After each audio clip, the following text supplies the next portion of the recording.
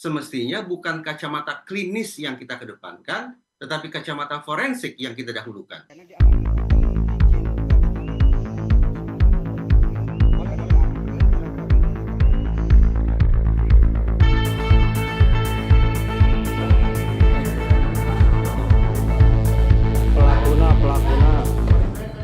Kita berasumsi bahwa pelaku pembunuhan adalah orang yang waras, maka perbincangan tentang motif memang relevan. Dan seringkali kita bicara tentang aksi kejahatan, motif sesungguhnya hanya dua utamanya. Pertama, motif emosional.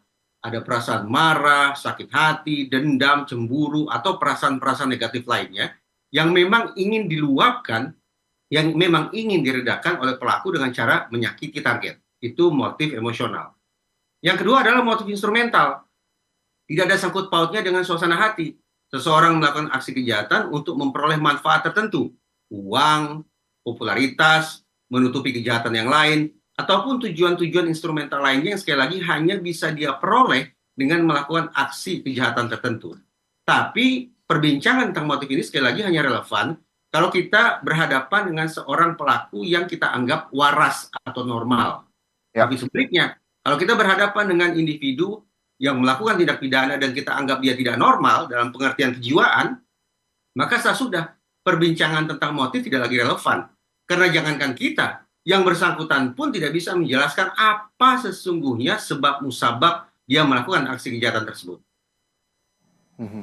Tapi yang juga saya nggak habis pikir, Mas Reza, ini saya sebagai orang awam begitu melihat ini, bahkan setelah membunuh dan memutilasi istrinya sendiri, Mas Reza, sang suami atau pelaku ini sempat menjajakan potongan tubuh sang istri begitu kepada tetangga, dan polisi juga melakukan olah TKP bahwa potongan tubuh ini berada di 3 tempat. Tadi saya katakan, kita ingin memperbincangkan orang ini sebagai orang yang waras atau tidak waras tentu membutuhkan pelibatan profesional. Ya. Tapi karena yang bersangkutan sudah melakukan tindakan pidana, maka sudah semestinya bukan kacamata klinis yang kita kedepankan, tetapi kacamata forensik yang kita dahulukan. Bagaimana melihat peluang orang ini bisa dimintai pertanggungjawabannya secara pidana, tidak tergesa-gesa berpikir tentang bagaimana menyembuhkan orang ini. Katakanlah, dia setelah diperiksa mengklaim sehat-sehat saja. Ini kebalikan koruptor. Kalau koruptor acap kali melakukan malingering alias pura-pura sakit. Boleh jadi orang ini sedang memperagakan dissimulation, yaitu pura-pura sehat. Kemungkinan malingering atau pura-pura sakit, kemungkinan dissimulation atau pura-pura sehat adalah sebuah fenomena yang sangat lazim berlangsung di ranah forensik. Ketika orang melakukan perbuatan yang melanggar hukum, maka dia akan mengandalkan siasat atau strategi sedemikian rupa, termasuk rekayasa psikologis, untuk mengelabui hukum, untuk mendapatkan peringanan, bahkan mungkin pembebasan dari sanksi pidana.